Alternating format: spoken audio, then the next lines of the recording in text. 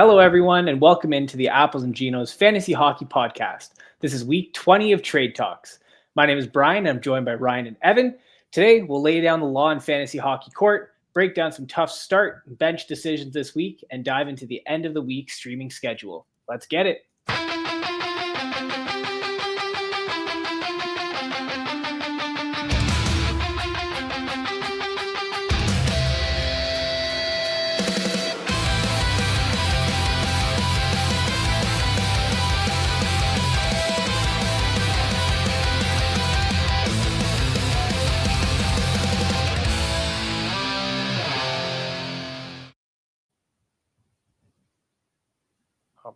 All right.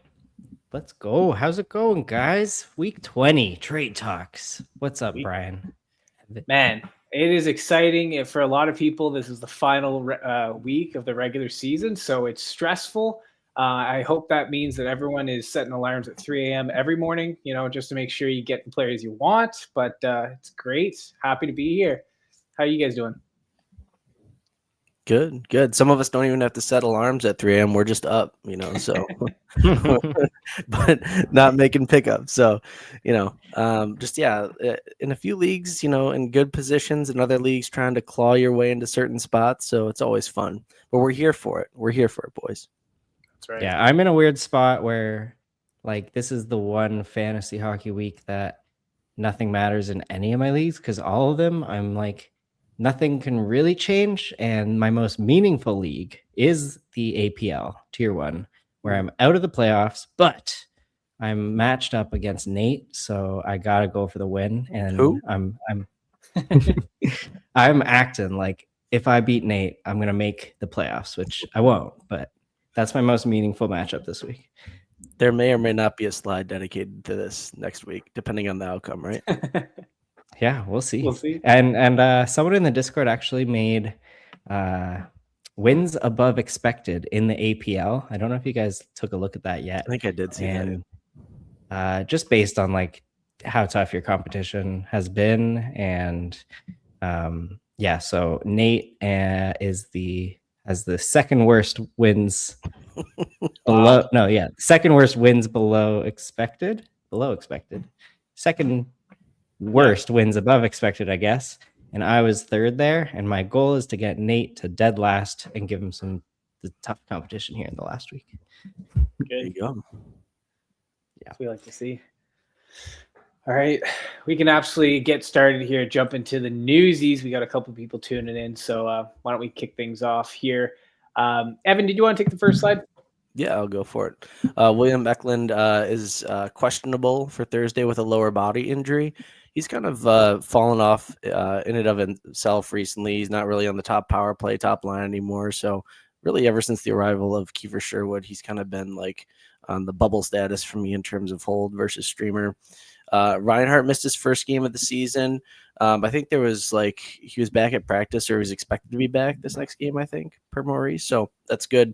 Marchand is considered week to week, and I'm sure everyone's seen Elliot Friedman came out on 32 Thoughts and said that Florida was potentially going to be looking at maintaining their spot for picks and shutting some guys down. So I'm kind of hoping that's the case. I don't have a ton of Florida stock anywhere, but for people that do, that's not good. It could elevate some other guys for Hagee to the top power play, but for guys like Seth Jones, Barkov, Marchand, even Kachuk coming back from the injuries that he did, kind of concerning stuff. And then we got Pierre-Luc Dubois on power play 1, and pays dividends immediately today as they have a power play goal, and he got in on it. I think this was a change that was long overdue, to be honest with you. As good as Ryan Leonard is as a young player, I think that they need Pierre-Luc Dubois because he actually will shoot a little bit. Dylan Strome is allergic to shooting the puck, and they need another lefty that can shoot on that power play. I don't know if you guys saw, there was a Jacob Chikrin clip that was floating around. I can't remember what game it was, but Washington's offense has been pretty anemic lately for a team that, last year was scoring a ton of goals. And Jacob Chikrin at one point held onto the puck for 30 seconds, just at the blue line, and then just dangled and did everything possible to create this goal. It's probably the nicest play I've seen from a defenseman this year. But it just shows me that he could be a top 5 defenseman. What do you guys think? He just might. Bring him to court. This is the line. This is the important line. 5 versus the rest is the most important line in fantasy hockey. But I do just want to point out Ryan Leonard, he did score a power play goal with Pierre-Luc Dubois getting the assist there and Alex Ovechkin. But it was still the first unit. Tom Wilson was just, he had a long shift right before the power play. So it was Tom Wilson's spot that Ryan Leonard took. And I think Ryan Leonard is actually on power play 2 in the next one there. So don't get too excited, Ryan Leonard owners. He is demoted, and Pierre-Luc Dubois is promoted. Yeah, and we call ourselves expert leagues. I'm going to drop him tomorrow, guys. He's not there anymore, so he's a drop, especially this week. But I think that's it for this one. Moving on to the next slide here. A couple more newsy updates here. We get Sergachev. If you've been watching the updates with Sergachev, you're probably getting whiplash here. He's in, he's out, he's in, he's out. So he is out still, but the coach said that he is close to returning. So I'm hopeful that he does come back in the next game, which I think is tomorrow. So stay tuned for that. Keep your eyes peeled because there is, I don't know if you guys saw that. There was like 3 or 4 updates across a couple of the fantasy apps on Sergachev being in versus out. So I'm thinking he's getting close, which is a good sign. Gostisbehere in Carolina is set to miss a couple more games. Brendan Moore did say it still doesn't seem to be that serious, but still projected to miss a couple of more games, which means Nikishin probably is the reaping of the reward there, getting bumped to power play 1. I know he's got a couple of power play points this year, so that could bode well for him. And then Cole Caulfield. I thought it was just an excuse. Yesterday they said after the games, like, oh no, Cole Caulfield is picked up an illness in the 3rd period of last game. So he's, game time decision for tomorrow. And I'm like, is that just because he didn't score? But turns out it's legit. And he is not playing tonight. So there's a game on tonight if you're watching Wednesday and he's not playing. So hopefully he's back soon and the illness doesn't keep him out any longer than that. And then lastly here, we got Jake Sanderson, who picked the best time of the year to get hurt right before your playoffs. So if you have Sanderson, it's unfortunate, but he is deemed week to week. It still looks like he'll probably be back maybe your 2nd week of playoffs if your playoffs start next week, something along that line. So keep an eye out for Sanderson. And if you can, pick up Shabbat in the meantime because he'd be the one who gets bumped to power play 1.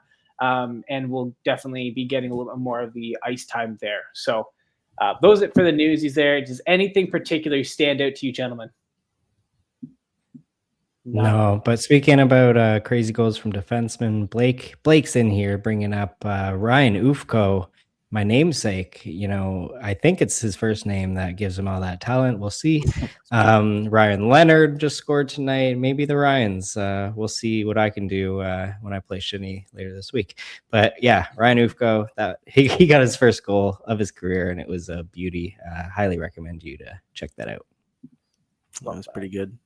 Ghost has been like the most puzzling player, as Nate would have it. Like I was so happy to get him in a lot of spots, like because he was like underdrafted and he's severely outperformed his expectation this year when healthy. But he's also been out of the lineup like several times, like in and out. Like you said, Brian, the whiplash, like missed 3 games here, missed a week there, like so.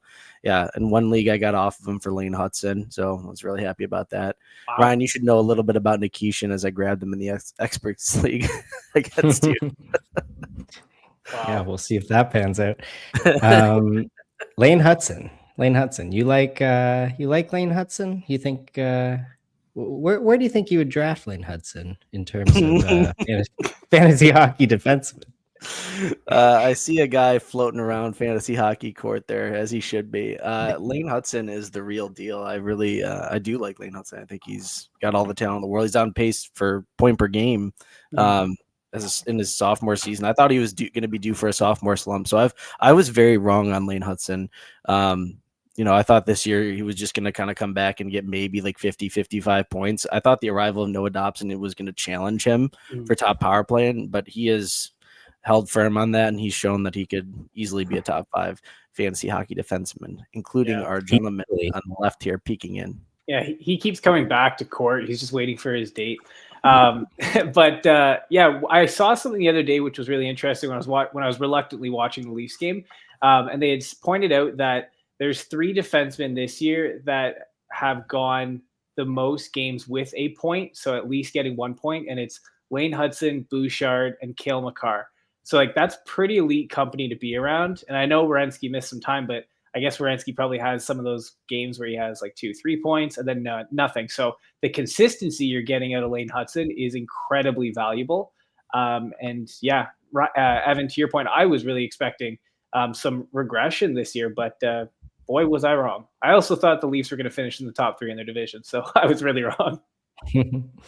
Yeah, that's some good stuff to bring in. I really like that consistency stat. I like looking at that before the season, and I like leaning towards those consistent players in certain leagues, and then the inconsistent like players who get points in bunches in other leagues like best balls, or even I think it's a good talk to have in the off season. I think of just like points league versus cats league. I tend to choose the consistent players in cats league leagues, and I'm more happy with the multi-point game or multi crazy week here and then a nothing week there in points league. Yeah.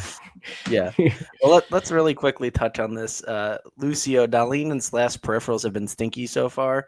I think that's part of the reason why Ryan did bring him to the court, and it's kind of been true. Like his peripherals haven't held up. He had a little like spurt of good peripherals, but I feel like he'll have a good game with like 3 blocks and 2 hits, 3 shots, and then he goes a game without periffs. So, and Slav though has been that's another player that like I looked at and now I didn't really want any draft capital in, and he has really gone off here and shown that he is like worth that pick and fitting in nicely. Even on the second line, he's back on the top line now, has a power play goal tonight. What do you guys think about Slavkovsky moving forward?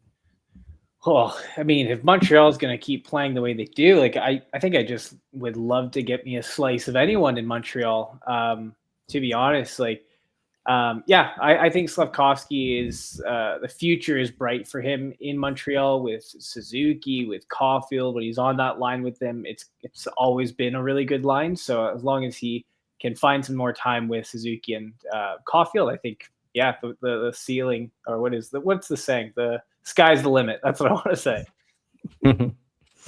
And Mr. I got the good stuff by Caulfield. Brian, I got nothing against anything you said there. I mean, not Caulfield, Slav.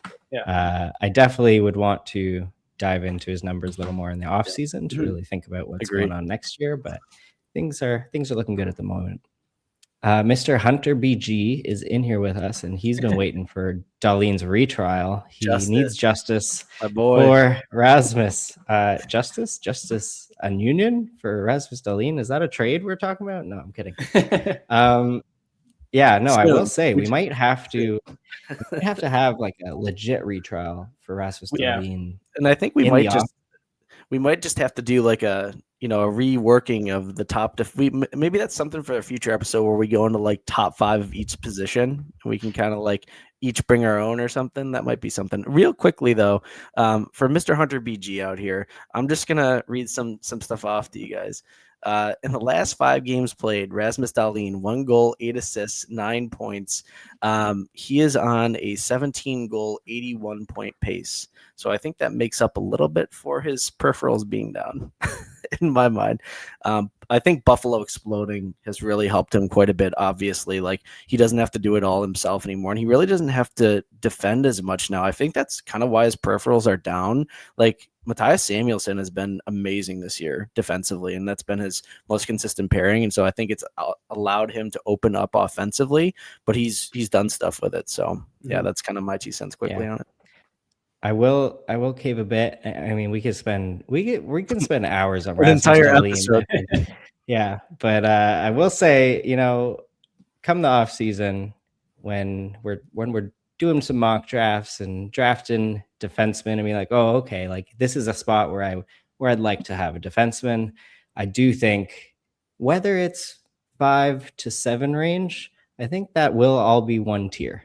And whether I'm placing Dahlin at 7 or 5, I don't think it matters much to me, because if 2 guys get taken right before and their guy's still in the tier and it's Dahlin, like I think him, Hudson, maybe even Chychrun, maybe even Mo Seider, maybe not Mo Seider anymore.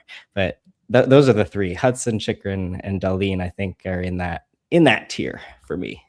I concur with that. The emergence of Chich and Hudson this year, and then John Carlson getting traded too, even makes that more consistent for Chich. So good stuff, boys. All right, that's enough for Rasmus Dahlin. If you have a Dahlin, you're holding him. If you don't have him, then you're just hoping for his downfall. So let's get into some players that we can actually do some things about. What do we got going on here? I believe Brian, you're bringing this guy to court, right? Yes, I absolutely am. So let's see how it goes this week, guys. I'm close to retiring, but we'll see. So I'm looking to prosecute Zane Parekh here. I don't think he's cracked up to what everyone has, charged him with being this excellent, top tier offensive defenseman. I just don't think he's that. And we can get into the specifics of what league you'd look to, or what size league you'd look to drop him. But for the sake of this argument, I'll start with the 14-team league here, where the defenseman, the options are a little bit slim. If you're looking at Zane Parekh, he's played 20 games. He has no goals, 2 assists, so 2 points.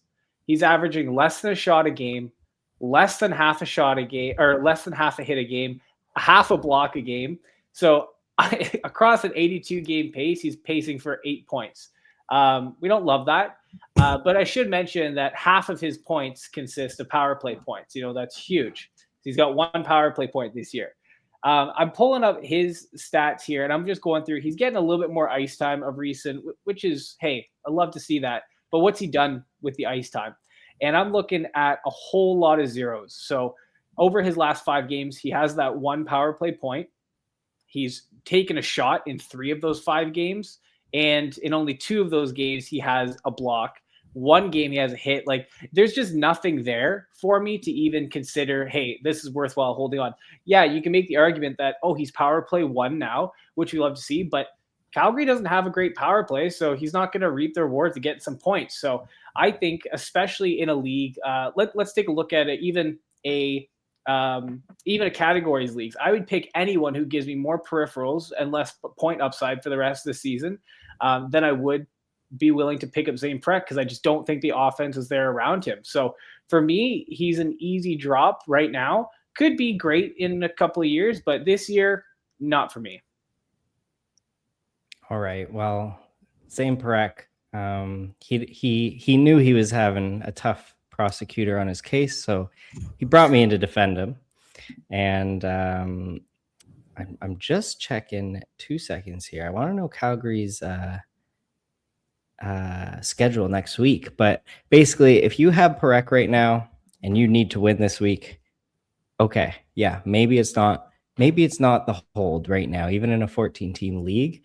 But if you grab Parekh, you're probably okay, and you're hoping that he really bursts for the playoffs, which starts next week.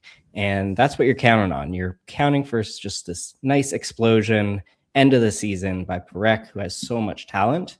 And Brian, you're bringing up his 82-game pace over 20 games played. But what we really need to look at is the last few games, because I don't think it's valuable to look at the beginning of the season when he was getting 12 minutes a night, no power play time. I think it's important to look once Mackenzie Weegar was traded and he's up there on the top power play unit, even though they're doing this split power play unit where he's on power play 1 and then power play 2 is like another 5-forward power play. He's getting that opportunity now, and he's getting more minutes. And you say he's not really shooting.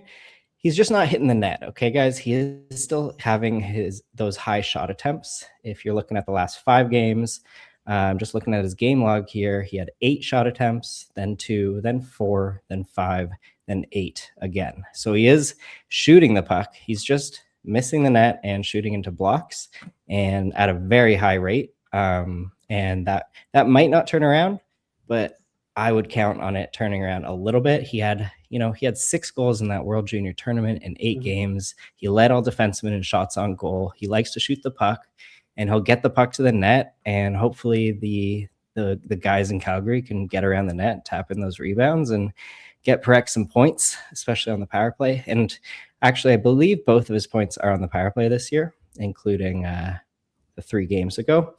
But I also want to point out his on ice stats are not terrible. Okay, it's one of the better ones on Calgary over the last 5 games. There's still scoring chances happening and expected goals happening while he's on the ice. It's just the goals aren't going in. Again, this is a terrible Calgary team, and this is just a high upside hold for next week. That's what I'm doing in one of my leagues, hoping that things turn around for him. And I think it's a good spot. Like it can definitely pay off, and you can reevaluate things maybe on Sunday, maybe next Monday. I think that's when you really need to make a decision on Zane Parekh, but I'm counting on things to turn around for him. Interesting. You're on a rebuttal. Sure. Yes. Okay. No, Ryan, you brought up a couple good points. Like the underlyings, they're looking promising for a blossoming or a future blossoming player, which I love to see. But I really only care about the season this year. What's he going to do for me the rest of the season? What's he doing for me now? And if he's firing the puck a lot, that's great. But it's pretty important that he hits the net. So if he's not hitting the net right now, or if he's run into blocks and yada, yada, yada, maybe that's just an aspect of his game that he hasn't quite figured out yet. Like we know he's a very young guy. He'll figure it out. But to that point, I know even some of the top players like Werenski at the beginning of the season, he was shooting at a higher rate this year than he was last year, but his shots on goal were significantly less to start the season. And then by the end of the season, obviously, he's firing the way we know Werenski can do. So maybe that is the case with Zane Parekh. He'll hit the net more. Someone will start tapping in some of those pucks. He'll get some rebounds. But for me, it's just a matter of what are you doing? What have you done for me recently? What are you going to do for me this year? And just with the playoffs in mind, I'm going to need a defenseman that has more press upside and give me some more consistent, reliable points. And then, the off chance that there is other point upside, like goals, assists, points, those upside there, that would be great as well. So for me, I'm not interested in Zane Parekh, and none of you should be at this point of the year. Maybe next year, but not right now. All right, I gotta get one last word in here. I think I got to rebuttal his rebuttal. Yeah, they're not hitting any net yet, but this guy is oozing with offensive talent, and that's what we're betting on. We're betting on the upside here for the shots to start hitting the net, start going in the net as soon as next week, and I think it could happen.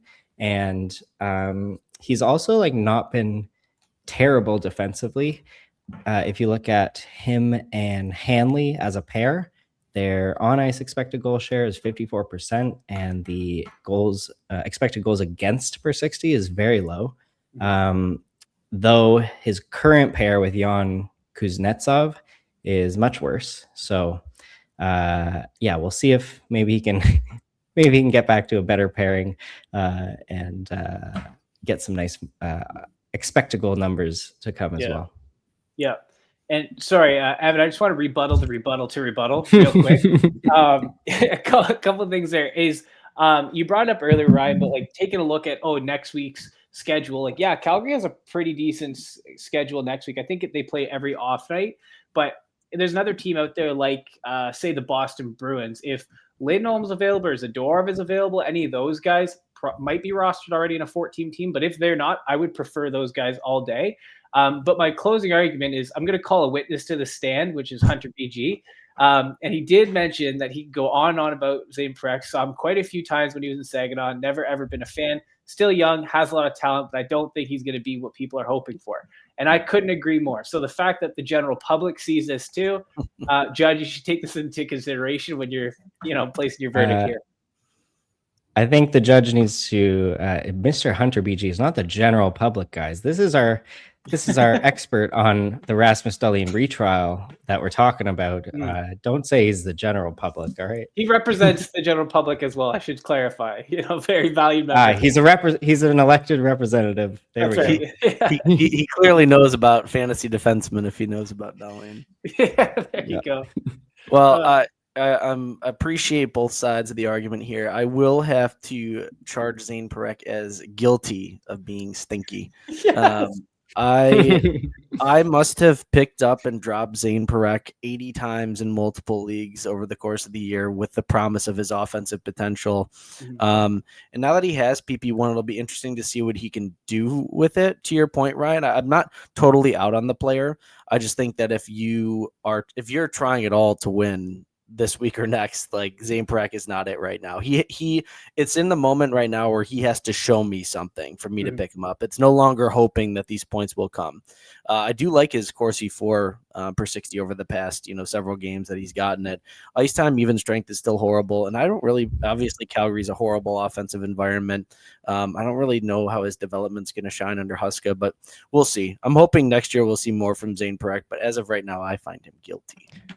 All right. I mean, my client accepts your verdict, but he does ask, given the circumstances, he was just sprung into this role, Uyghur traded away, and he's just asking for one more week just to see how things go this week. And let's say he gets 2 points in the next 3 games here. I mean, my client may want to be on some fantasy teams. That's all we're saying. He can apply for an appeal at that point. If he ends up getting two points in 3 games, both on the power play, I think that could be something that could work. All right, maybe even a couple blocks, and maybe those shots on goal come around. Yeah, I can be swayed. Yep. Just slide a 20 across the stand when you approach the bench. All right, Evan. I believe you're done being a judge. Oh no, you're fired. All right. Well, here we've got Igor Chinikov. And now I am prosecuting. He's being charged with being droppable in 12-team leagues. Now, Igor Chinikov might have been the best waiver wire stream as of late. Since he's gotten to Pittsburgh, he's caught fire. On a 55-game pace, he's 14 goals, 11 assists, 25 points, 2 on the power play. But he's got 9 points in his last 10. He's line 1 and power play 1 with Malkin and Crosby out. So it's really good stuff that he's done. Here's the problem. Malkin's got, 2 games left on his suspension? 3 games? 2, I think. So when Malkin comes back, where does he slot in? Does that bump him off of the top power play in favor of leaving Mantha up there? I don't know that this is. I think Igor Chinikov is caught lightning in a bottle here with his role. I think he actually did better, when he's kind of like on the second, third line and kind of just being able to work with Malkin. But I don't know that this is we haven't seen enough so far out of Igor Chinikov. I think that a lot of people are kind of running to the waiver wire to grab this guy because he shoots. Last 5 games played, he's got 1 goal, 4 assists, 5 points. Metrics are okay. Shots 4 per 60. He's 79th individual Corsi 4 per 60. He's 74. The on ice stuff isn't as good. Like expected goals 4 per 60, 166. It's not, to me, I think it's a little bit overblown. I don't know that Igor Chinikov is a true hold to me in 12-team leagues. I think you could make a good argument for it, but if you really are looking to win your fantasy hockey weeks, the only reason you're doing this is if you have an open spot for the schedule. But I think there's also players in 12-team leagues that you could pick up that could do much better than Igor Chinikov. You're looking at the finals week and he's got the 5 games played. So sure, if you can hold him through there, but by then, again, Crosby should be back. So you look at Malkin and Crosby being back. What's his role going to be? He's going to be on power play 2. Is he really still going to be putting up point per game numbers? His ice time is going to be less. Do his shots fall off? I think this is all lightning in a bottle for Chinikov. Now going into next year, if he can secure a role on a top line or a second line and top power play, I'd be more interested in that. But right now, I think he's just been, running with the opportunity that he's been given, and I just don't really believe it as much. I think that there are other players that you could argue you could roster over him in 12-team leagues moving into your playoffs. Interesting. Very interesting. Now, you brought up a couple good points, the lightning in the bottle, but I would actually argue that he's been great ever since he came to Pittsburgh. I think he's been a natural fit in there. And like you said, the opportunities presented himself, so he's taken hold of that. So who's to say that, he took a hold of the opportunity, so now we're just going to kick him down to third, fourth line? I don't think that's going to happen. I think when Malkin and Crosby's back, that's just more talent that's going to surround him. I think he'll end up on the second line with Malkin. And if you're taking a look at what he's done over the past like month alone, so his shot volume has gone up from what it has averaged over the season. So ever since he's came to Pittsburgh, shots have gone up, the point production has gone up, all important factors to contributing 2 points. So I think he's actually a very valuable member of that Pittsburgh Penguins team. We've seen a handful of players we never expected to start popping off for Pittsburgh this year. And Chinikov is definitely a part of that group. I think they've been pretty fortunate in how they've been, and surprising to a lot of teams across the NHL. And Chinikov's taken full grasp of that opportunity. And let's not even forget, like, there are guys on the Pittsburgh Penguins that will go down with an injury before the season is over. Brian Rust comes to mind. When he goes down, Anthony Mantha might go power play 1, but given Chinikov's recent success, like, he might go to power play 1. He's been doing really well there. I mean, maybe not the power play, 2 power play points, but he's been doing really well in terms of the offense. Another thing I want to point out is you're always going to have a spot for a streamer, or at least most likely you have a spot for a streamer. So why would you try to worry about another streamer spot? Like, why not hold on to Chinikov? From weeks 21 to 23, I think they played 12 games, 4 off nights. That's pretty darn good. Like, I would love to have that on my team and look to stream someone else, knowing that he's going to give me shots. He's likely to contribute on a bunch of points, a lot of goals. And that is incredibly valuable. And then I can use my other streaming spot to maximize my games. So for me, he's going to be a hold because there's so much opportunity and he's been running with it now. Might regress a little bit, but there won't be much better that you can replace him with on the waiver wire. Interesting stuff, Brian. I think you really have to look at your waiver wire. I think this is all, how good are you at fantasy hockey? This is all about, looking through the lens and saying, well, this guy's got a hot streak going. He's got mid underlines, but a great opportunity because of injury. Is it going to continue? And do you have better spots in your waiver wire? I can see the argument that he continues being a good player and a good streamer.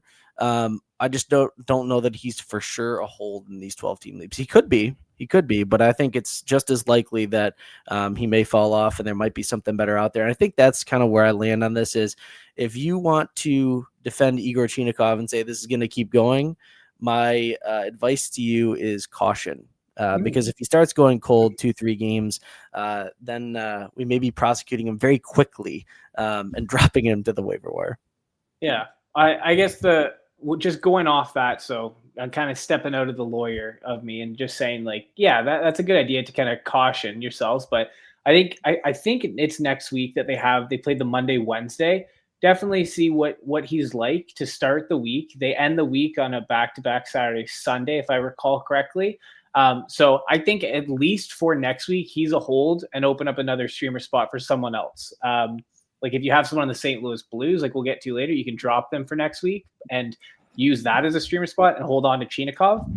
There's just a lot of upside with Chinikov, and it makes no sense for me to throw him away just for the sake of, hey, maybe I can pick someone else up, Your Honor, first time in fantasy court history, can I offer the defense a settlement that we would agree on, which is what he just proposed, of allowing his client to be streamed in Monday, Wednesday, and then potentially drop Saturday, Sunday? I will consider this.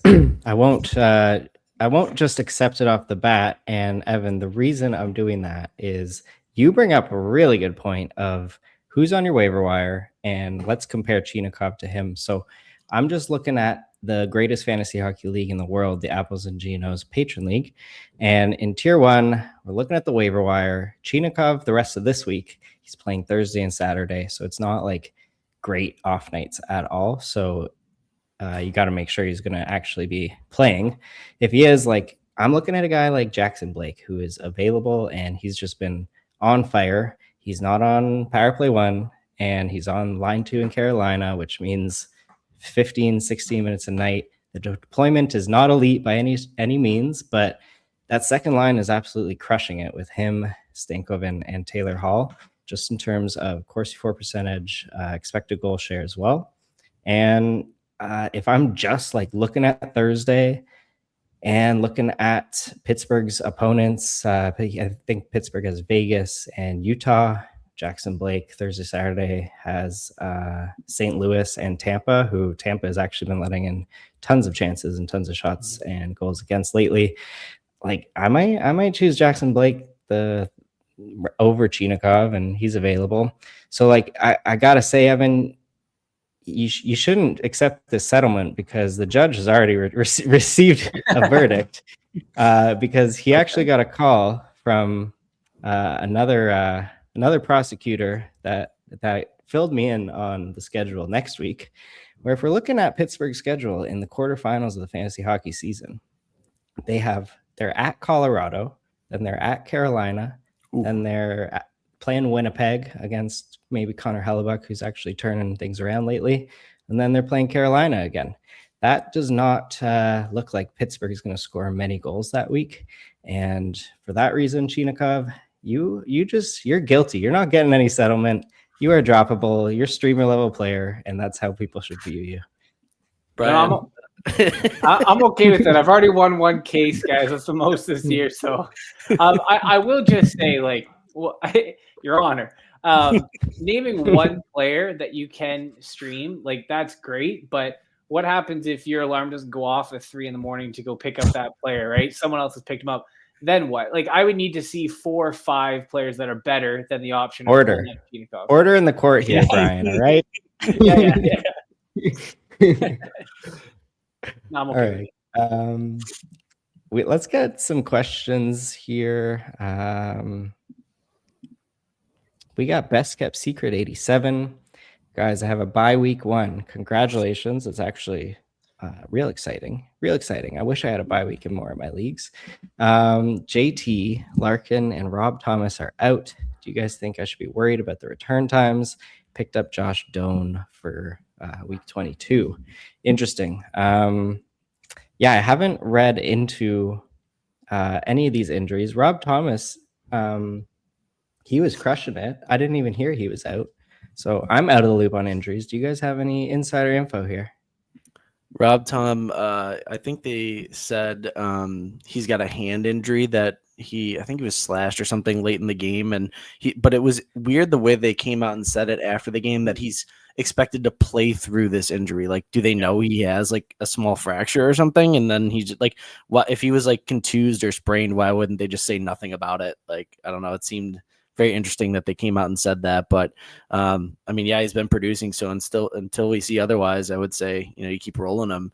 Larkin seemed to avoid a near season-ending injury, thank God, because that looked awful the way his knee bent down when he went via skating. But it's not expected to be long term. I don't know how long he'll be out. I would think that with the Red Wings still being in a playoff spot, they're not going to push him too hard to return, but hopefully he will be back for your playoffs, but we'll just have to wait and see on that one. JT Miller is the biggest question mark for me. There's been no update on his status. And to be honest, even when he is in, I'm not really like thrilled. The Rangers have skyrocketed without him there, shockingly. Yeah, I think in this scenario, like, you have a bye week. So, I mean, you don't need to be worried about anything yet. You can wait until the Saturday of next week and the Sunday of next week to really get all the info you need. JT Miller, like, if he's back, that's great because of the off days, and it's just like free extra games basically. But Josh Doan, I believe the week 22 Buffalo has 2 off nights on that terrible week. So that's worth a hold for sure for that week. Good job. Mm-hmm. Would agree. I also have Kyrou, Hedman, Busey, and Gibson. Do you think I should drop one for a player who has a better schedule or hold on to them? I would need to know your goalie scoring for that, but Busey just doesn't lose games. Mm-hmm. And Gibson has been great in points leagues. Hedman might be a drop. We're going to talk about Hedman, so I'll hold on to that. Any of you guys got some thoughts on anyone besides Hedman? Yeah, we'll get into Hedman.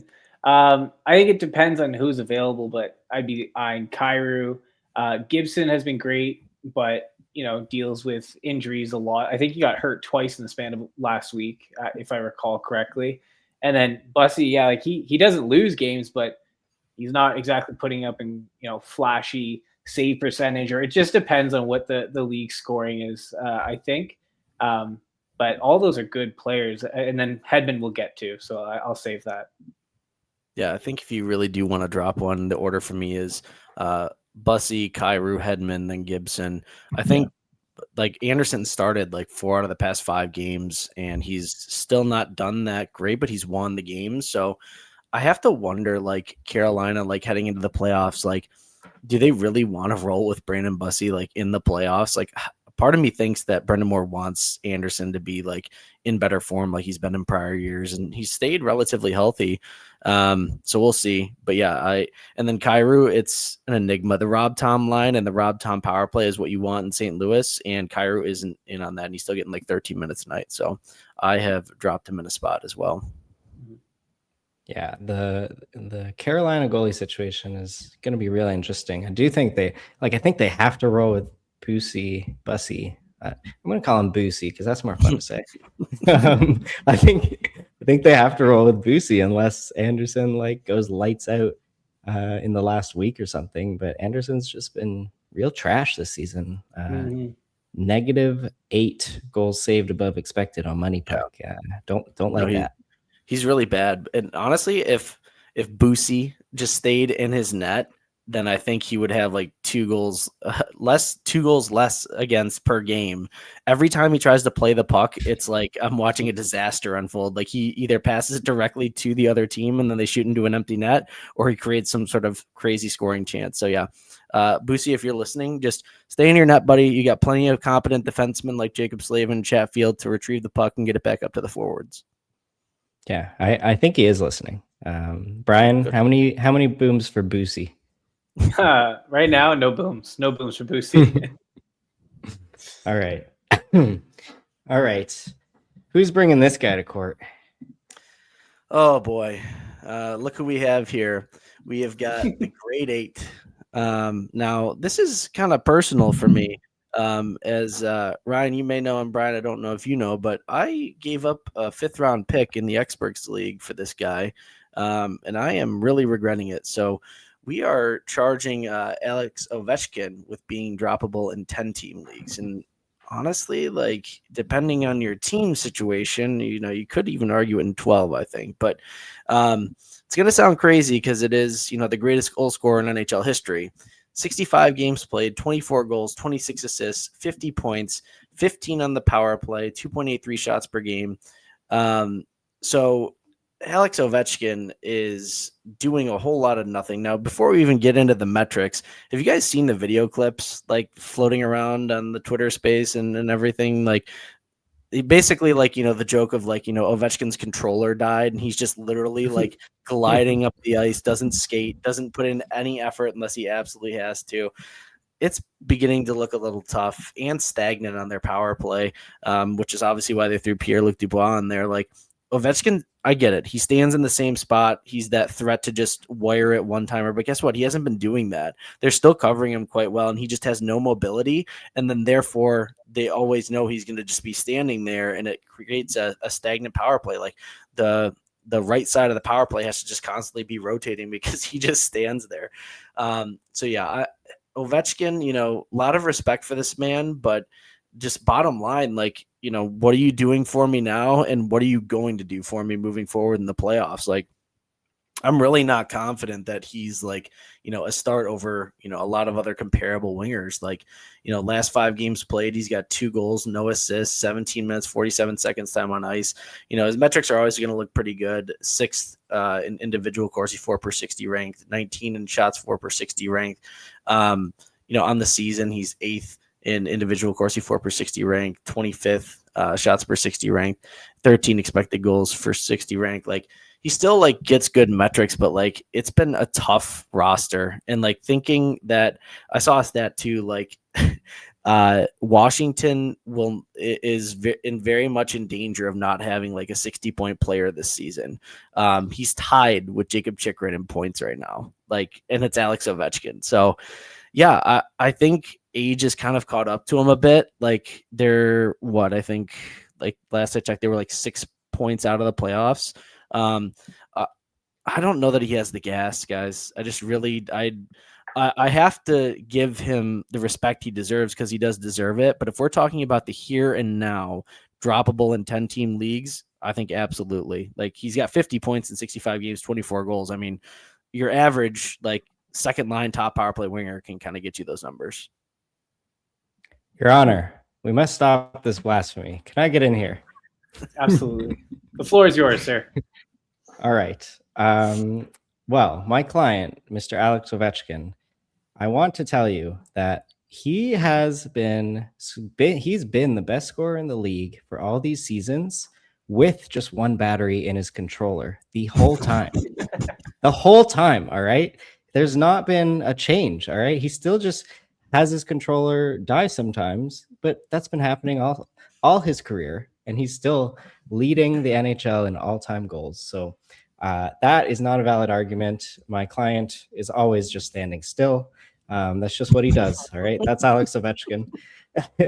And you say his underlyings look good, which they do. All right. And things just aren't really going his way like they did for this historic run last season. And I think all of our expectations should have been brought down to earth a little bit in the offseason, and maybe he's more of a 35 goal, 60 point guy, which in a 10-team league, you're still doing that. You're still holding on to that. You're still drafting him in the 5th or 6th round, I think.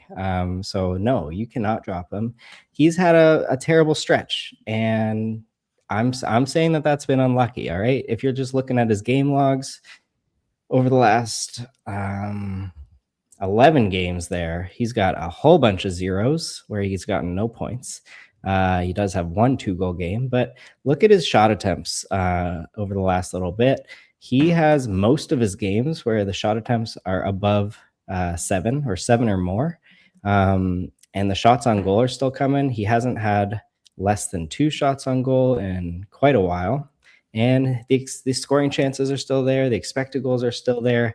They're just not really going in. And I also want to point out that he has been unlucky this year as a whole on the power play. His shooting percentage on the power play is 6.25%. If he finishes like that, that'll be the lowest ever of his career. And yeah, old man Ovechkin, maybe you're saying, yeah, that it should be the lowest of his career because he's an old man and he can't do what he's doing. But the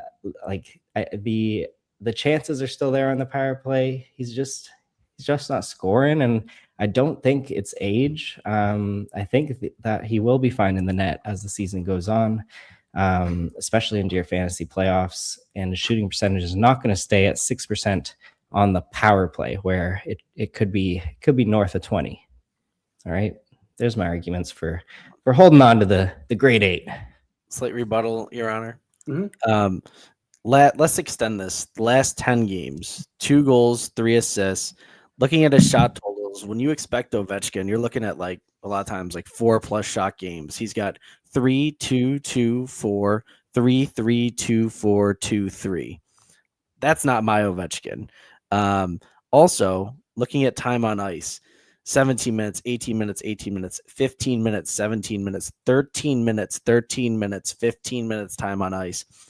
They can only have him standing out there with 1 battery controller for so long. Like, and I think unfortunately, Ovi, I'm with you, buddy. Like the hot Cheetos and the Diet Coke on the bench, it works until you're 40 years old and you're looking at him at the Wizards game that he was at in a shirt. And I'm like, oh boy, this is the greatest goal scorer of all time. It's amazing stuff for us dads out there with dad bods. But for fantasy hockey production, it's just not going to happen. I think we all tempered expectations for Ovi this year. I think, or most people did. But I thought he would still have a bit more juice. And I think Washington in general, I thought would do better on the power play. And whether that's his fault or not is, I guess, kind of up for debate. But I'd like to point out, Your Honor, that, similar to the defendant, he's He's also representing Zane Perek, and there's a lot of copium being smoked over there by the defense lawyer. So I just like to point that out. A lot of hopes and prayers that we get back to production instead of just metrics. All right, I gotta. I'd like to have gotta Ryan say- drug tested for copium. Gotta say a couple things here. Yes, don't disperse our law firm. We are the law firm of shot attempts rather than shots on goal. We take a look at shot attempts. We don't care if they hit the net.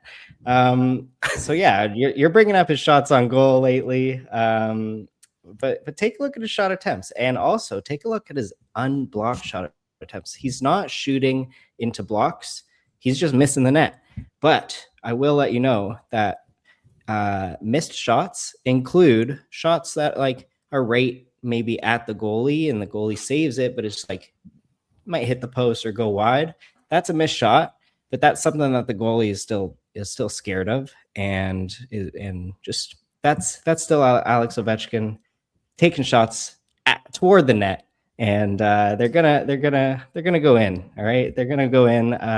You also brought up his time on ice, where last season, his historic goal run, he was only getting like 13 and a half minutes of time on ice at even strength.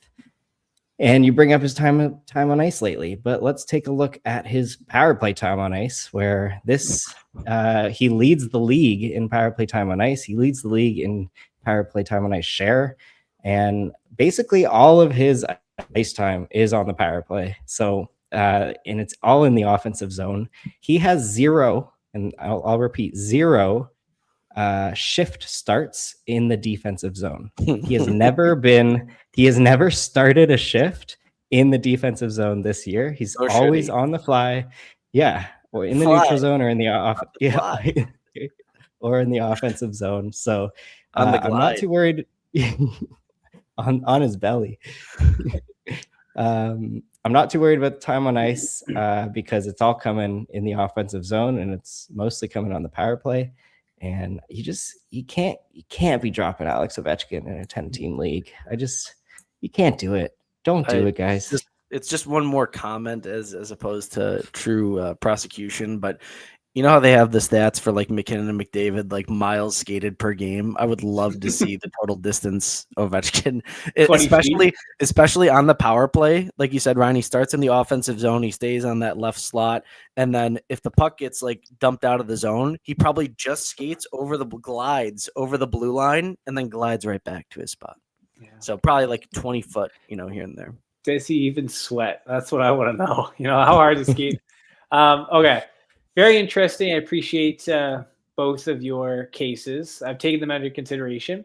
I'd like to share a tweet I saw that speaks to his longevity, the greatest goal scorer of all time. It was Alex Ovechkin in the offseason before his diet weighed 265 pounds. Alex Ovechkin after his diet still weighed 265 pounds because Alex Ovechkin doesn't diet. And I had to laugh because that really does kind of translate to Ovechkin. He doesn't move. Like Ryan, like you said, he has all of his starts in the offensive zone, spends all that time in his office on that power play. And I just think in a 10-team league, Alex Ovechkin would have to be ranked a lot worse than he is. So yeah, he's going through a cold spell right now. We know that his shot totals are down from last year. Hits are down, blocks are down, which he doesn't really do anyways, but points are down pretty significantly from last year. And I would say that he is not droppable right now, but this should send you alarm bells coming into the fantasy season next year because he already got the record, and this is the start of the fall of Alex Ovechkin. He's not getting a ton of ice time, but he's still going to get his cookies, or else he'll have a problem. He's going to get his shots. He's going to get his goals. He has all the offensive opportunity out there, which translates exactly to fantasy, which what we like to see. So cold spell now on the season. I think he'll be okay. He'll be an okay player to hold, but it should be sending alarm bells moving into next year. So my verdict, not guilty. Fair. I accept the outcome. I hope that by bringing the grade 8 to trial, he can turn it around as an owner in multiple leagues. Now, does the prosecutor want to meet me in the parking lot for a little scrap about this, or are you okay with the verdict? No, it's a great verdict. I appreciate the verdict. Yeah, All right, no, good. I accept. All right. All right. One more piece of business here. I am bringing Victor Hedman to Welcome Fantasy to the Hockey party. Court. Welcome to the party, Victor. Victor, welcome. Victor, is that my Victor. Swedish voice? Yeah, that's good. I like it. Victor, you only have 16 points. Oh, boy. I will stop this. Stop me. Don't let me do that again. So keep going. Sound like It's that. like blending into a whole bunch of different accents. Just don't let me do it. All right. Well, Victor Hedman, he's played in 29 games played. That's a yikes. That's ouch if you drafted him where his ADP was at the start of the season. But we don't care about that anymore. What we care about is, Victor, should I be holding on to you right now, or are you droppable in 12-team leagues? And I believe you are droppable in 12-team leagues. I don't think we need to hold on to you anymore at this point. Darren Radish was out for one game, but it was a personal matter. He should be back in either their next game or the game after that. And Victor Hedman, you're not going to get a touch on power play 1 for the rest of the season with Darren Radish back. And without that, just your value's not there at even strength. Sure, you have 16 points in 29 games played, 6 on the power play. Like, if you're just looking at that pace, that's good. That's a 45-point pace. That's that's way more than a 45-point pace, right? No. Anyways, that's a lot of power. That's a good, healthy power play point pace. But the power play points are not going to continue. You got on there last game, and you got an assist last game and 2 shots on goal. Good for you. But your ice time's been real down lately. They're load managing you. And I just don't see more than like a 40-point pace at all for the rest of the season without that top power play. And I rest my case. Darren Radish, it's all yours, man. This is disparaging against my client, and I will not have it. As we're trying not to tarnish the grade 8, Victor Hedman is arguably one of the best defensemen of our generation. I think real quickly, with Darren Radish being out on a personal note, that's personal to me, Darren, because, I trade Nate, the 4th round pick in the Experts League, and this is how he treats me. So I hope this is, not going to be a thing. However, Victor Hedman, yes, his ice time was down. They were load managing him. I think that as we're getting closer to the playoffs, we're going to see that. So, you take the first 5 games that he was back. Yeah, it was horrible. 11 minutes, 14 minutes, 16 minutes. Last 3 games, 20 minutes, 20 minutes, 22 minutes. It's been creeping back up. So with Victor Hedman's ice time creeping back up, periffs are coming a little bit as well. He had 3 hits in a game. He had 2 shots, 3 shots, 2 shots. He's ramping up. He's getting back. He hasn't played in a while.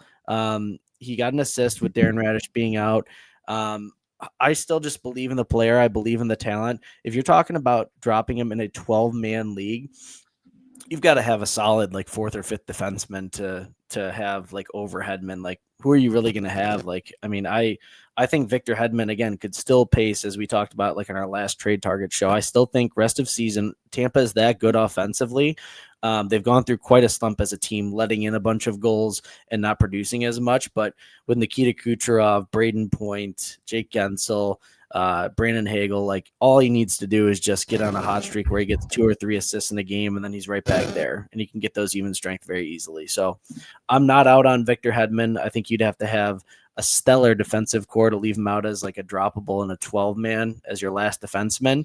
And I rest my case as well, Your Honor. All right. I do need to say that, as the 4th defenseman, if it's someone who's not getting on the top power play, you're going to want someone with peripherals, and Hedman hasn't really been doing that lately. And He had 1 block last game, 0-0, then 2-0, 1. Not a lot of hits. So like it's really going to have to come from the points. And I do want to point out that his increased ice time lately. So last game, Darren Radish out. They were losing most of the game. They did lose the game, so they were probably forced to play Hedman a little more than they wanted to try and get the win.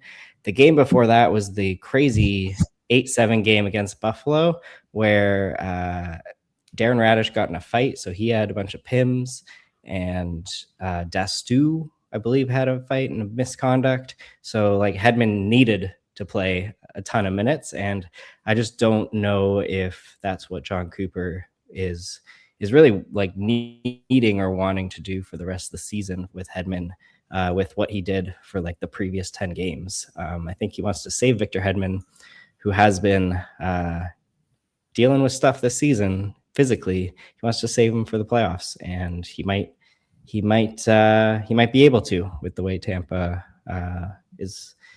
I mean, not lately, but the way Tampa can play offensively, especially with Radish back. So yeah, I'm not convinced Hedman's gonna get you these points, and there's not gonna be peripherals that you can get elsewhere on the waiver wire.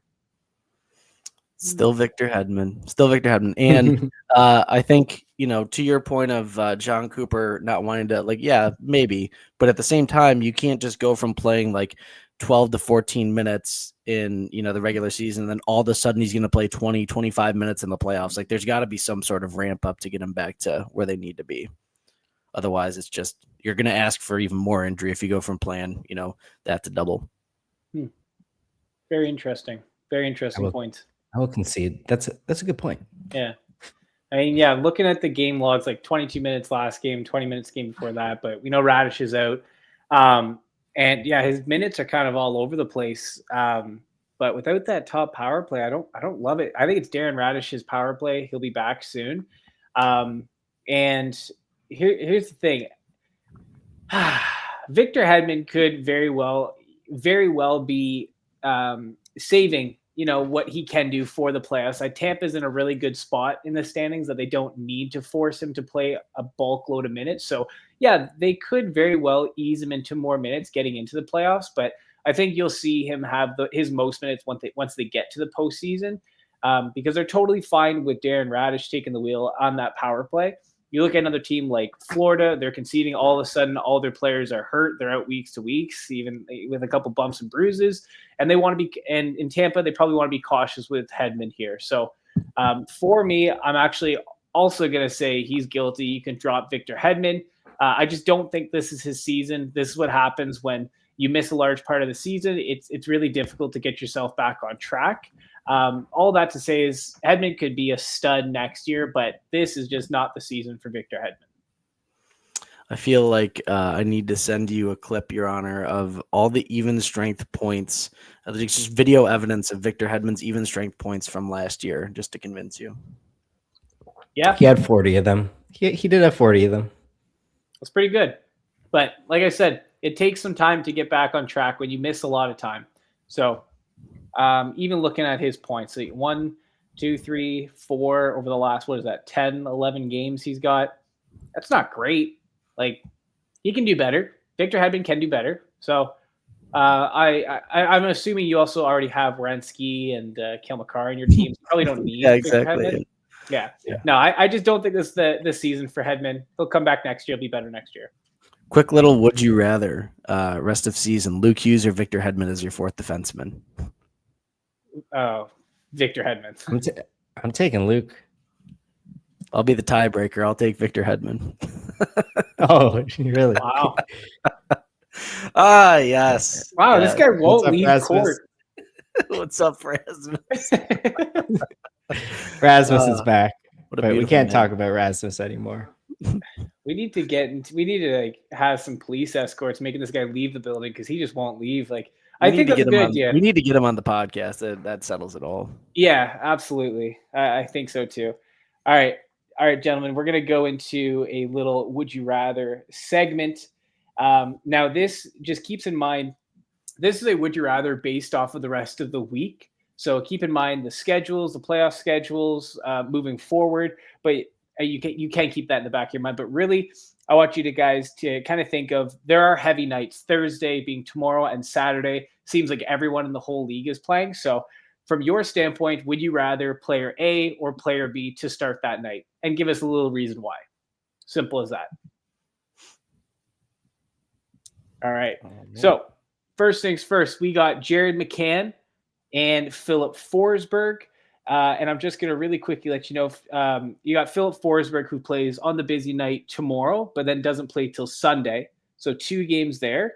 And then Seattle has 3 games left. So they play on the busy night Thursday, the busy night Saturday, and then Sunday. So talk to me about the Thursday being tomorrow. Would you rather Jared McCann or Philip Forsberg? Well, are we taking account the games here?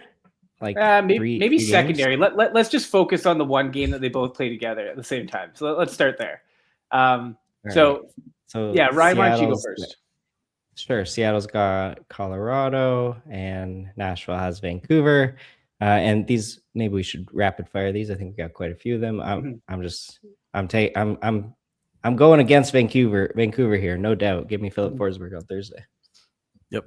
Same. Evan? Yep. Same. If you would include the games played, I would take McCann, like assuming he's healthy, because I think he was skating again today. But yeah, I would take McCann for the games played if that counted. But just for the specific days, Forsberg.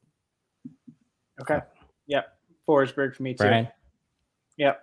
All right. Even though apparently we hate Philip Forsberg, but Jared McCann has also been super cold. He got a point yesterday, but he's been pretty cold of late. I'll go Forsberg. Seattle has Bobby McMahon now. Don't disparage. I think he's out. Oh, tough. All right. The Buffalo Boys. We got Shane Doan and Josh Norris. Evan, who are you taking? Oh, this is a hard one. Give me Shane Doan. Josh Norris has been brutal lately, and his time on ice has been down. Give me Shane Doan. Yeah, I love Shane Doan. He's the play driver and the goal scorer, and Josh Norris he's a play driver, but he's a setup guy, and it's gonna be reliant on other guys putting the puck in the back of the net a lot more than Josh Doan. So I'm loving Josh Doan here, especially like both are on the top power play right now. Exactly. Yeah, I'll take Doan myself, but wanted to throw something out there. Isn't it very interesting that Norris has always been known as the guy who throws the body, averaging over 2 hits a game. This year, he has less than a hit a game, but his point production has gone through the roof. You think this is a recipe for success that he's going to take into consideration moving into next year? He'll have to be consistently on the line with Tage Thompson for me to be at all interested next year. With what they've done with their lines, and they've had success with it, putting him on the third line. So I don't see how that changes. And yeah, his injury history is just, I think somebody told him finally, like, listen, you are such a glass house. You cannot afford to hit anybody. So, and he listened apparently. So good on him. Yeah, possibly. I think like with his injury history, like even if he were to go like finish above a point per game, I don't think fantasy managers are drafting him ahead of like the 14th round next year still. Yeah. Fair enough. All right. Next one we got Nazem Kadri back in Colorado or Dylan Strome. Now I gotta go Nazem Kadri right off the bat. I mean, he's on the top line with McKinnon and Nietzsche and on the top power play. You know, they didn't do it last game, but in his first game, he got an assist. That opportunity is the best opportunity in the league. Yeah, I would agree. Do you think that lasts with Naz up with McKinnon? Because they seemed like they had instant chemistry, but we know what Colorado does. So if that changes, would you rather Dylan Strome over Kadri? No, because even if it changes, the potential for it happening again in the game after is there. Fair enough. Yeah, I'll go Naz as well. Yeah, you got to go Kadri here. Do you guys see the ovation he got from Colorado when he went back? Like, they love him there, and I love him there too. And I think, honestly, even if he was third line first power play, I would take him over Strome. Like, I just, that scoring chance that he generated when McKinnon got the goal, I don't know if you guys saw, it was a very nice pass from behind the net to him. So, yeah, I love this. Yeah. No arguments for me. All right, next one, we got 2 defensemen. And I can't believe we're talking about this guy again, but Dougie Hamilton found a way to get some points, or Charlie McAvoy. Who are you taking? It's got to be McAvoy. I mean, the guy's got no jaw left. It's just one swollen piece of tissue. No teeth, no jaw, just, gum line. But he's producing, man. I got to give McAvoy credit. He's come out this year and really produced. Boston's done well for themselves enough, but I feel like last year and even the year before, when they had better talent on the team, like Bergeron and Krejci, he wasn't doing what he's doing now. And now they've got Morgan Geekie and, Pavel Zacha and Elias Lindholm, and he's, facilitating to them. So yeah, give me McAvoy all day here. Yeah, I gotta agree. Are we gonna agree on everything here? Maybe, but I agree. I got nothing to add. I'm gonna go Dougie Hamilton. I think finally, okay. I think finally the points are coming as of, what was that, right before the Olympic break. The points seem to be coming, and it just seems like he's catching up for lost time. He's hitting the net. He's getting points. There is some life there in New Jersey, a little bit, and he's at the other end of it. So I really like Dougie Hamilton here. And then I know even if we looked into the future, they both have pretty decent playoff schedules, but still for me, I'm taking Dougie. Interesting. All right. Next up, we got Svetch and Adrian Kempe. So if you're rostering both of them, you got to start one of them. Who you going with? Yeah, a little bit of background here. Svetch has St. Louis and then Tampa Bay, and LA has on Friday instead of Thursday the Islanders and the Devils. Give me Kempe. I think that the Panarin chemistry with him and Kopitar are starting to work a little bit. They haven't really gotten the power play down yet. But I mean, they've had games here where they've scored 4 or 5 goals. Now they're opening up the offense a little bit with the absence of Jim Hiller, thank God. And so, yeah, it hasn't translated into wins for the Kings, but I think they're playing more offensively now. So give me Kempe. He's been the one putting the puck in the net too. Okay. Yeah, I think if I'm up, let's say it's a points league. If I'm up, I'm going to go Svechnikov for a nicer floor, I believe. He can score a goal, he can get a point. He might not get 3 points. If I'm behind, I'm going Kempe because Kempe could get on that, LA could have an explosion on that top line with Panarin. Just more likely for that to happen. But I think Svechnikov has a better floor. Okay. Good point. I myself, if I looked at just the busy Saturday that they both play, I like LA's matchup better, and for me that's enough to make the decision. So I'll go with Kempe on this as well. Good, we're all in agreement. Yeah. I got Adam Fantilli and Vinny Tro, who's a friend of the show. And just real quick, Adam Fantilli. They play Florida tomorrow, and then the Rangers, they play Winnipeg tomorrow. This one for me is pretty easy. I'm going Fantilli. I still think just the talent and the top line there, top power play.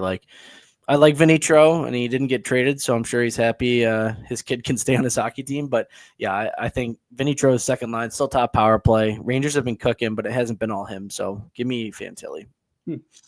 Okay.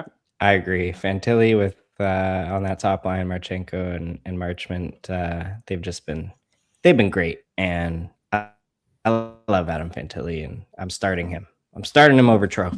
Okay, I'm going the opposite. I'm going Vinny Tro. For whatever reason, the Rangers have started to score a lot of goals. Zibby has been driving a lot of that, but Tro is on the receiving end of a lot of that point production. And yeah, I just think the peripheral floor as well is much higher with Vinny Tro. So I'm going Trocheck. All right. We got Gabe. Wait, no, who is this? Not Gabe Perreault, is it? It is. Yep. Gabe Perreault. I don't even recognize him, and I'm going to put the picture in here. It's Gabe Perreault he's got 4 arms. So it's Gabe Perreault with extra abilities, it seems. He's moving so fast you can't get a clear shot of him. See, this is why the Rangers offense is going right now. No. We got Gabe Perreault or Beckett Seneca. For me, I'm taking Seneca. Ryan? Yeah. Seneca has got at Toronto, at Ottawa, at Montreal. Anaheim is taking a stroll into Canada there. The Rangers they're at Winnipeg and at Minnesota, so they're taking a stroll in the north too, but a little more west. But yeah, like even if they're playing the same games played, I'm going Seneca here. Gabe Perreault, like I like what he's doing and he's getting the opportunity, but Seneca just like he's solidified himself a nice top 6 role in Anaheim, and he's shooting a ton lately. He's on the top power play. I gotta go Seneca. See, this one was submitted by myself because I'm going to have to make this decision, and I'm going to go with Gabe Perreault. I'm going to ride the hot hand. He's been getting multi-point game after multi-point game, showing that he can be a fixture in the future of New York without JT Miller. And Beckett Seneca has kind of gone cold, as well as the rest of it, most of Anaheim. Like, it's really been the Leo Carlson, Cutter Gauthier show recently. And then Mikael Granlund comes back, and Seneca's like quiet now. So, yeah, I really do like Beckett Seneca, but I'm interested in what Gabe Perreault is doing for me now. Yeah. We All got right. one more. Oh, yeah. Yeah. We got Willie Nylander or Marchenko. Both of them have been producing as of late.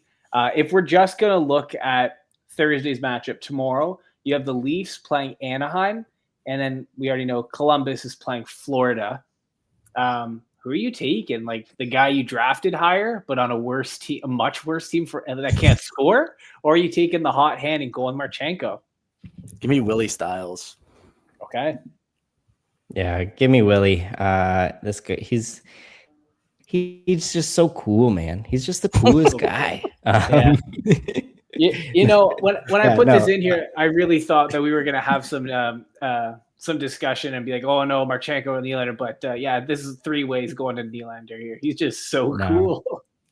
Yeah, and like with like just like looking at a particular night, like Anaheim, they're not like a shutdown defense matchup, and Columbus has Florida, who they might be better defensively, but I'm looking at like betting markets a lot, and Nylander's point prop is definitely lower or worse odds every night of the week compared to Marchenko. So I'm just gonna trust the betting markets there, and Willie Nylander is more likely to get a point. Okay, fair enough.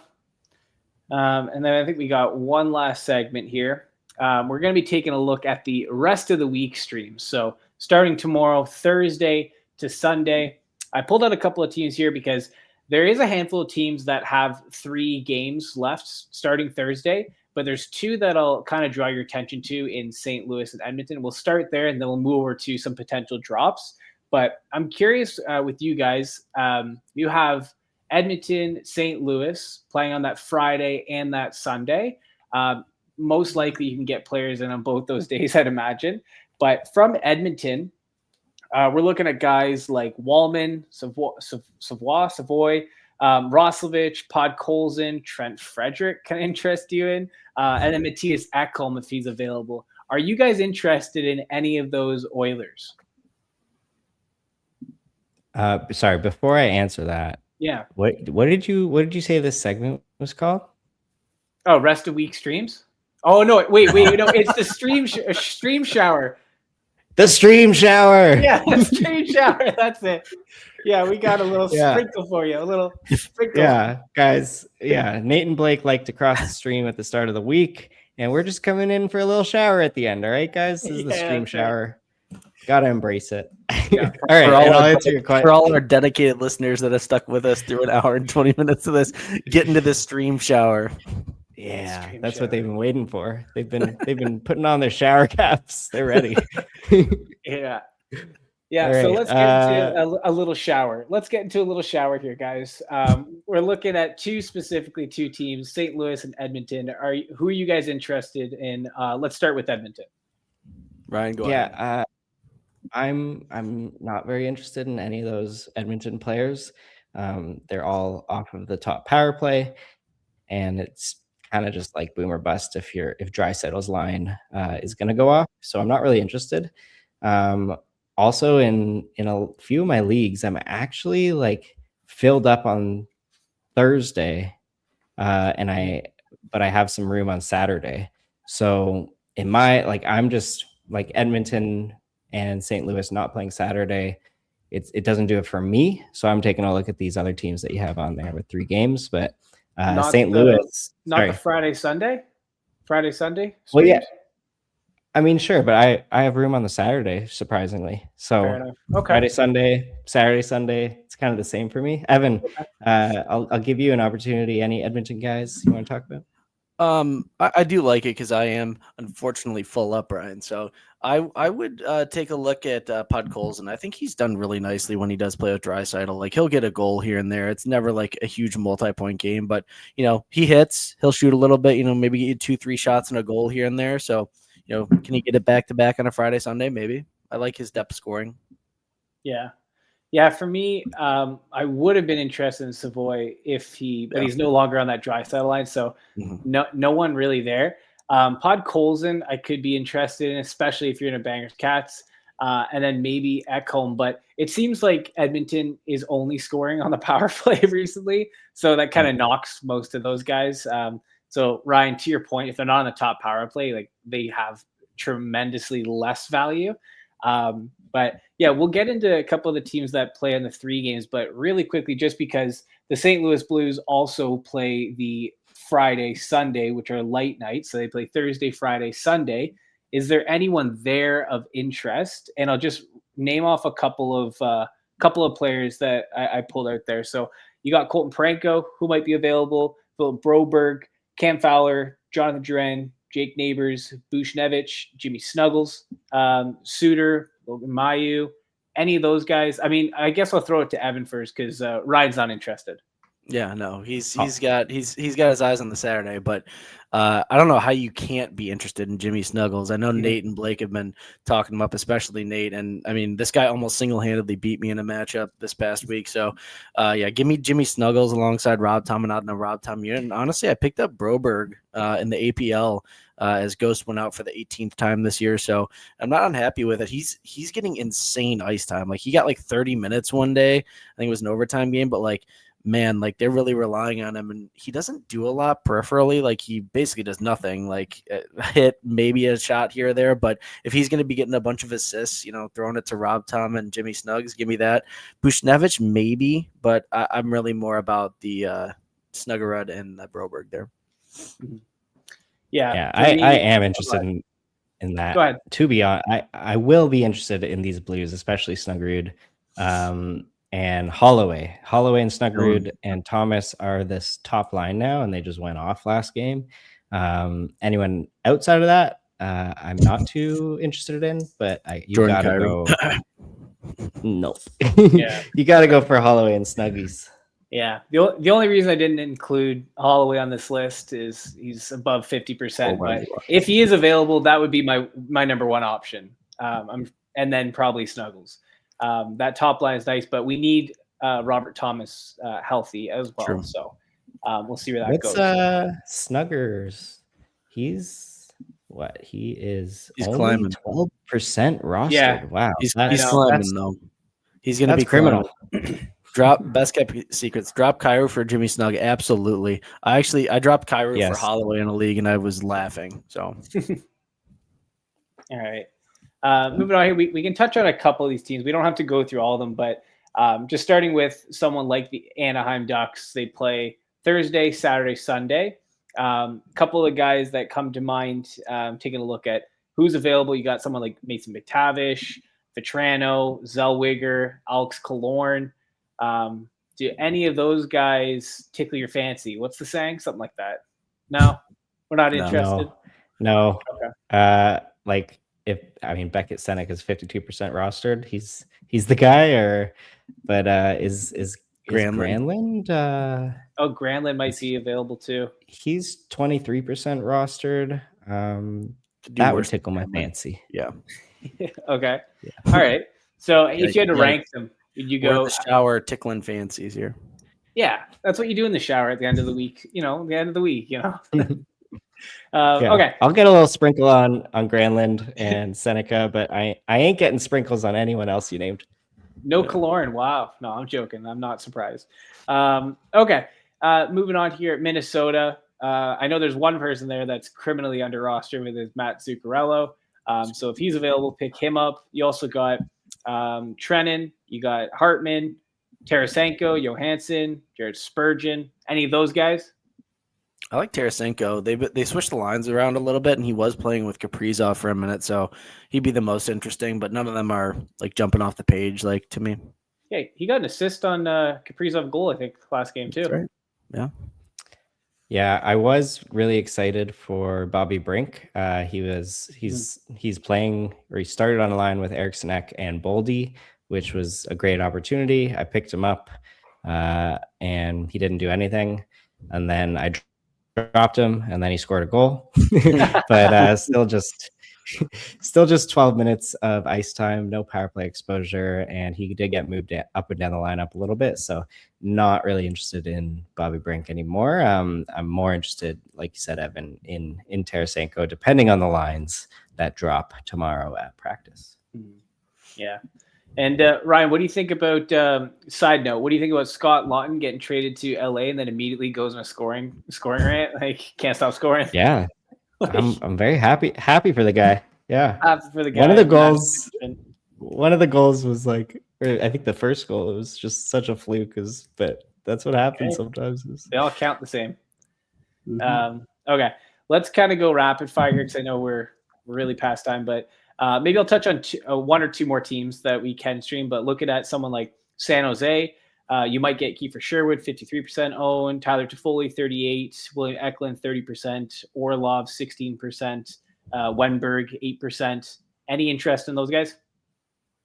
Kiefer and Toffoli for sure. Kiefer the Beefa. Okay.